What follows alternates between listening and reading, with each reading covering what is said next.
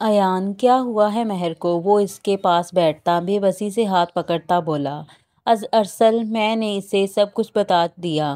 میں اسے اکیلا چھوڑ کر چلا گیا، جانتا تھا کہ وہ ایسے شوق برداشت نہیں کر سکتی، پھر بھی میں اسے اکیلا چھوڑتا بغیر اسے کوئی تسلی دیتے اسے وہیں پر روتا چھوڑ گیا۔ ڈاکٹرز نے کہا اگر وہ ہوش میں نہ آئی نہ تو کومے میں چلی جائے گی۔ ایان تم ایسا کیسے کر سکتے ہو؟ کہا تھا میں نے، کہا تھا مت بتانا اسے، تم اس کے بھائی تھے، تم کیسے اس سے منہ موڑ سکتے تھے؟ کچھ نہیں ہوگا، میری شہزادی کو کچھ نہیں ہوگا۔ وہ ڈاکٹرز کو باہر آتا دیکھتے کھڑا ہوا تھا۔ We have tried our best, but there is only 30% chances of him regaining consciousness. If he is unconsciousness for an hour now, we will have to give him an electric shock. سوچنا بھی مت ایسا، میری شہزادی ایسا کچھ برداشت کرے گی؟ جان لے لوں گا تمہاری۔ اس سے پہلے کہ ڈاکٹر کچھ بولتا ارسل ڈاکٹر کا گریبان پکڑتا، ہنکارتا، اپنی لال ہوتی آنکھوں کو مسلتا کمرے میں گیا۔ شہزادی پلیز آنکھیں کھولو، نہیں رہ سکتا میں تمہارے بغیر۔ اگر غلطی معاف کر دوں گا، لیکن اب اگر تم نہ اٹھی نا تو بہت سخت والا ناراض ہوں گا۔ شہزادی آنکھیں کھولو۔ ارسل نے اس کا ہاتھ پکڑتے اپنے لبوں کو لگایا تھا۔ اس کو آکسیجن ماسک میں دیکھتے ارسل کے دل میں ٹھیس اٹھی تھی۔ سامنے ہی ہارٹ ریٹ مشین پر ٹیری چلتی اس کی سانسوں کی لائن کو دیکھ رہا تھا۔ مہر پلیز مجھے مت تڑپائیں۔ ارسل نے اس کے بالوں میں ہاتھ پھیرتے اٹھتے ماتھے پر ہونٹ رکھے تھے۔ اس کی آنکھوں سے نکل کر اس کے چہرے پر گرا تھا۔ وہ 28 سال کا خوبرو نوجوان اپنی بیوی کے لیے رو رہا تھا۔ مہر کے وجود نے ہلکی سی جنبش کی تھی۔ ارسل کا دل زور سے دھڑکا تھا۔ شہزادی پلیز اوپن یور آئیز۔ ارسل نے اس کی آنکھوں میں ہلکی سی جنبش دیکھتے اس کے چہرے کو اپنے ہاتھوں سے تھپکاتا وہ تڑپ رہا تھا۔ ارسل کی سانسیں اسے ہوش میں آتا نہ دیکھ کر رونے لگی تھیں۔ مہر نے اپنی آنکھوں کو کھولنے کی کوشش کی تھی۔ آنکھوں سے پانی نکل کر اس کی گال پر بہہ گیا تھا۔ ہلکا ہلکا آنکھوں کو کھولتے اس نے اپنے ہاتھوں کو حرکت دینے کی کوشش کی تھی، لیکن اپنے ہاتھ پر اسے دباؤ محسوس ہوا تھا۔ شہزادی شکر ہے اللہ تیرا۔ مہر آئی لو یو جانا، بہت تنگ کرتی ہیں آپ۔ ارسل نے بولتے اس کے چہرے کو جا بجا چوما تھا۔ مہر کو لگا وہ ضرور کوئی خواب دیکھ رہی ہے۔ ہاتھوں کو اٹھاتے اس نے اپنا آکسیجن ماسک اتارا تھا۔ شہزادی لیٹی رہو۔ اس سے پہلے کہ وہ اٹھ کر بیٹھتی ارسل نے اسے واپس لٹایا تھا۔ بائی بائی وہ ارسل کا ہاتھ پیچھے کرتی چلانے کی کوشش کر رہی تھی، لیکن اس کا حلق سوکھا پڑا تھا، لیکن اس کے لبوں سے تو آواز نہیں نکل رہی تھی۔ شہزادی پریشان مت ہو، میں ایان کو بلاتا ہوں۔ ارسل اس کے ہونٹوں کی حرکت کو سمجھتا ایان کو بلا کر دوبارہ اس کے پاس آ کر بیٹھا تھا۔ بھائی کی گڑیا، شکر ہے اللہ کا تمہیں ہوش آ گیا۔ اپنے بھائی کو معاف کر دو، مجھے تمہیں اکیلا نہیں چھوڑنا چاہیے تھا۔ ایان نے بولتے اس کے پاس بیٹھتے سینے سے لگایا تھا۔ بھائی مجھے گھر جانا ہے پلیز۔ وہ ارسل کو اپنی طرف دیکھتا پا کر ایان کے سینے میں منہ چھپاتی دھیمی آواز میں بولی تھی۔ سونا، ابھی ڈاکٹر چیک اپ کریں گے، 1-2 دن تو یہیں رکنا پڑے گا۔ اتنی جلدی ڈسچارج؟ ہسپتال والے کیا پاگل ہیں؟ ایان نے اس کو سامنے کرتے اس کے بالوں میں انگلیاں پھیری تھیں۔ ایان میں ڈسچارج پیپر بنوا کر آتا ہوں، میں خیال رکھ سکتا ہوں اپنی شہزادی کا۔ مہر میرے ساتھ گھر جائیں گی، اب میں ان کی زندگی کے لیے کوئی رسک نہیں لینا چاہتا۔ ارسل اس کا رخ پھیرتا اور اس کا چھپنا نوٹ کر چکا تھا۔ بھائی مجھے آپ کے ساتھ گھر جانا ہے اور کہیں بھی نہیں۔ وہ ارسل کی طرف دیکھتی نظریں جھکائے بولی تھی۔ اوکے، جیسا میری گڑیا کہے گی۔ ایان نے پیار سے اس کے ماتھے پر لب رکھے تھے۔ ارسل نے اسے گھورا تھا۔ ایان نے اسے آنکھوں ہی آنکھوں میں تسلی دینی چاہی، لیکن اب ارسل سے سب کچھ برداشت سے باہر ہو رہا تھا۔ مہر آپ میرے ساتھ جا رہی ہیں، آپ میری بیوی ہیں، جتنے دن آپ نے رہنا تھا رہ لیا اپنے بھائی کے ساتھ۔ وہ بغیر کوئی لگی لیٹی کے بولتا اس کا ہاتھ پکڑ چکا تھا۔ آپ نے کہا تھا نا 10 دن بعد سب کچھ ختم ہو جائے گا، میں آپ کے پاس نہیں آ سکتی دوبارہ لوٹ کر۔ اس نے کمزور ہی کوشش کرتے اپنا ہاتھ چھڑوانا چاہا تو ارسل نے اس کے مرجھائے چہرے پر نظریں گاڑیں۔ تو مجھے چھوڑ دیں، مجھے ڈیوورس۔ شٹ اپ مہر، اگر اس سے آگے آپ نے کچھ بولا تو میں سارے لحاظ بھول جاؤں گا۔ ایس پی ایان، اپنے الفاظ میں سمجھا لو اپنی بہن کو، ورنہ مجھے زبردستی کرنے میں کوئی شرم محسوس نہیں ہوگی۔ مہر کی بات پر اس کا میٹر شارٹ ہوا تھا۔ وہ کیسے اس کو اس حال میں دیکھتا تڑپ گیا تھا، کیسے اس نے یہ 10 دن کا ہجر برداشت کیا تھا۔ وہ اس سے جدائی چاہ رہی تھی۔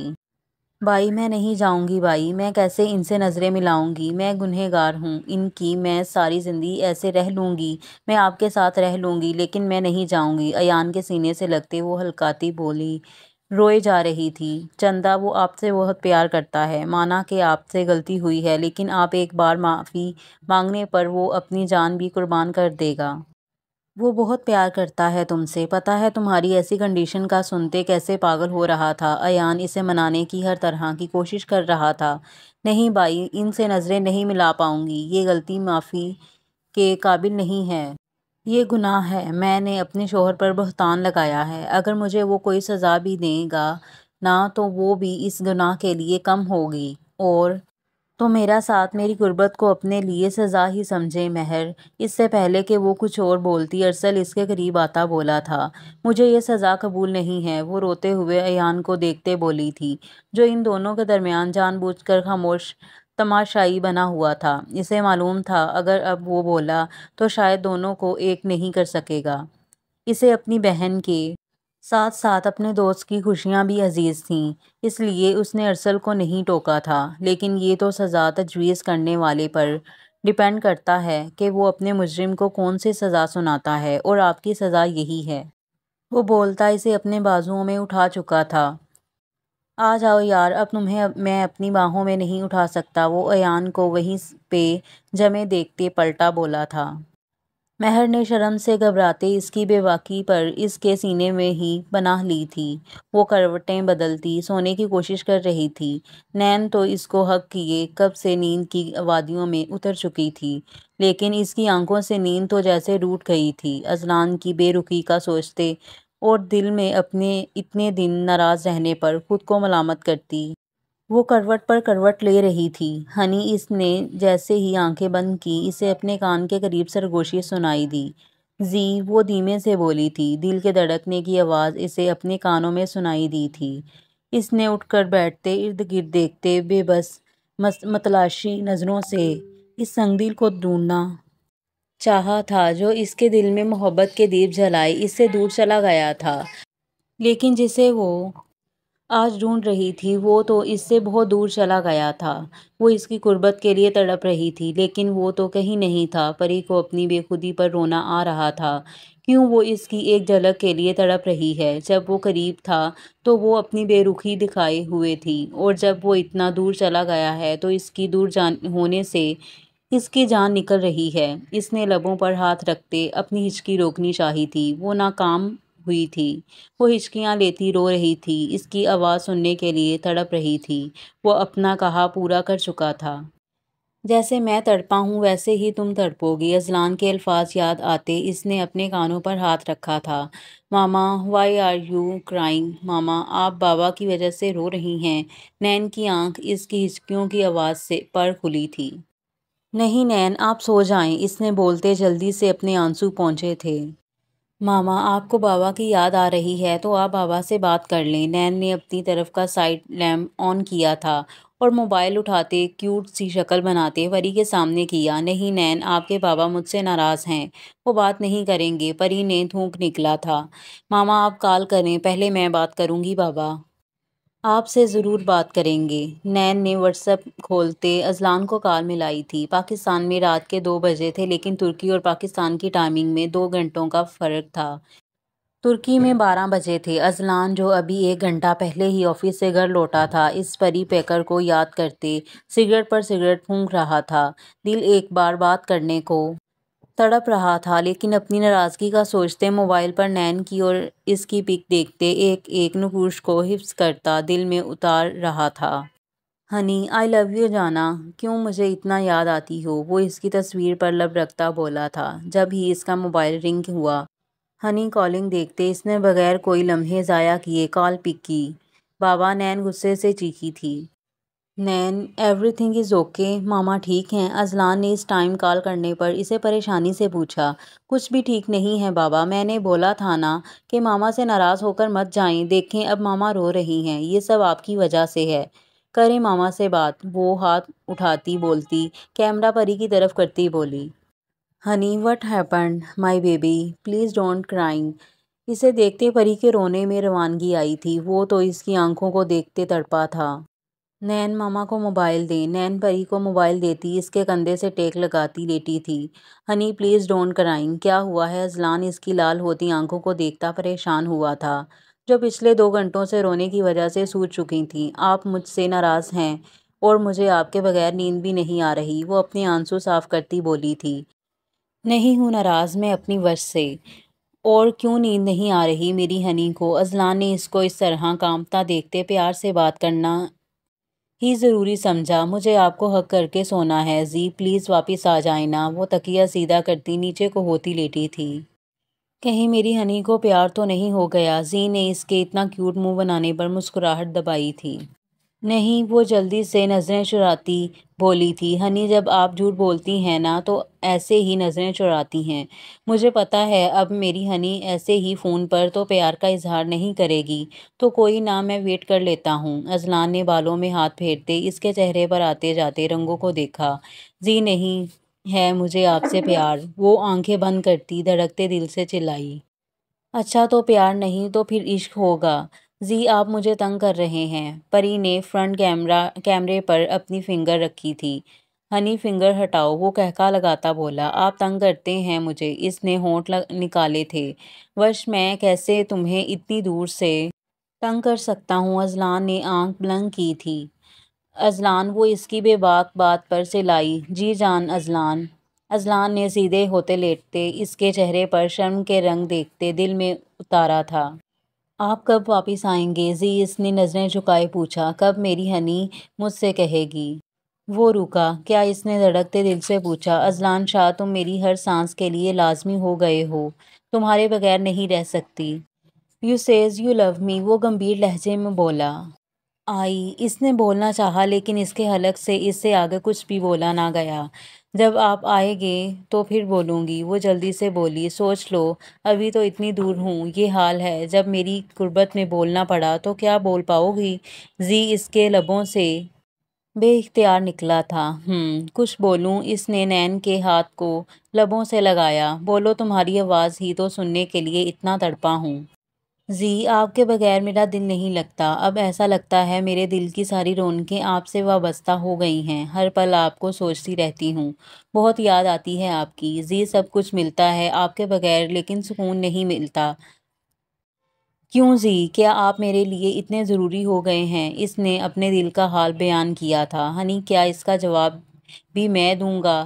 اسی کو تو محبت کہتے ہیں، جو آپ کو ہو چکی ہے لیکن آپ اظہار نہیں کر پا رہی، وہ علیحدہ بات ہے۔ اذلان اس کی بات سنتا کھل کر مسکرایا تھا اور اپنی پگلی کی بات پر ہنسی آئی تھی، جو اس کے پیار میں مکمل طور پر دیوانی ہو رہی تھی، لیکن اسے محبت کا نام دینے سے ڈرتی تھی۔ زی، لیکن ضروری تو نہیں یہ محبت ہی ہو۔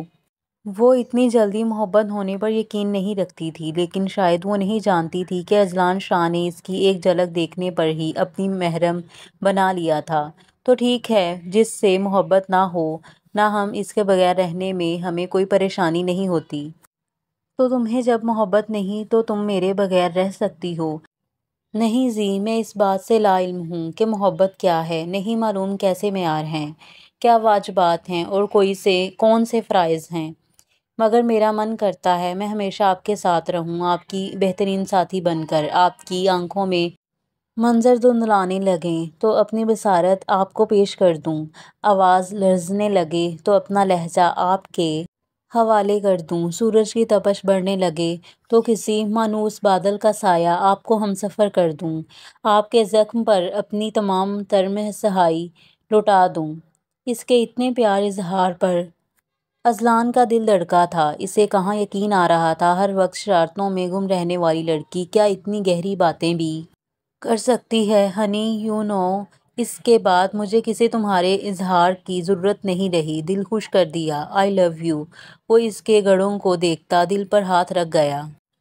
جلدی ہی کوشش کروں گا آنے کی، اتنا خیال رکھنا، اور صبح یونی میں ٹائم سے جانا۔ اذلان نے بولتے موبائل کو قریب کرتے اس کے ہونٹوں کو چوما تھا۔ زی وہ اس کی حرکت پر چلائی اور اس کے ایسا کرنے پر پری کا دل زور سے دھڑکا تھا۔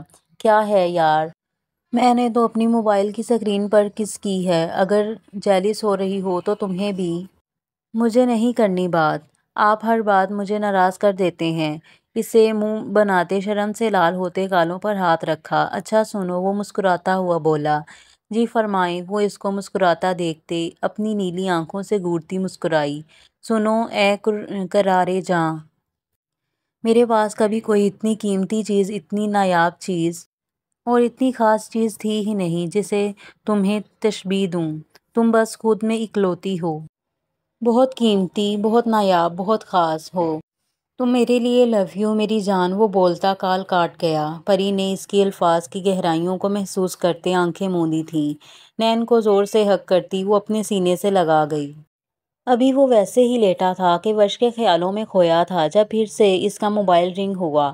موبائل پر نمبر دیکھتے اس کی مسکراہٹ سمٹی تھی۔ کتنا اور بکواس کر چکا ہوں صبرینا داؤد، نہیں کرنی مجھ سے تم سے بات، اب کیوں بار بار فون کر کے میرا جینا حرام کر رہی ہو؟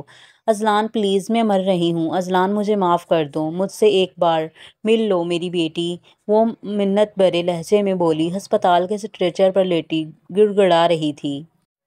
پاس ہی کھڑی دو آنکھوں نے یہ منظر مشکل سے برداشت کیا تھا۔ تو تم مر جاؤ، میں کچھ نہیں لگتا تمہارا، نہ ہی تمہاری کوئی بیٹی ہے، سوچنا بھی مت۔ اذلان نے کال کاٹتے موبائل کو سائیڈ پر رکھا تھا، لیکن دوسری طرف صبرینا داؤد اپنی آخری سانسیں لیتی، اپنے بیٹے کا ہاتھ پکڑتی، اسے سینے سے لگاتی، اپنی سانسوں کی دوڑ توڑ چکی تھی۔ اور یہاں پر ہماری قسط کا اختتام ہوتا ہے، اور ملیں گے اگلی قسط میں۔ اور چینل کو لائک کر دیں، سبسکرائب کر دیں اور بیل آئیکن کو کلک کر دیں، اور تب تک کے لیے دیجیے گا اجازت۔ اللہ حافظ۔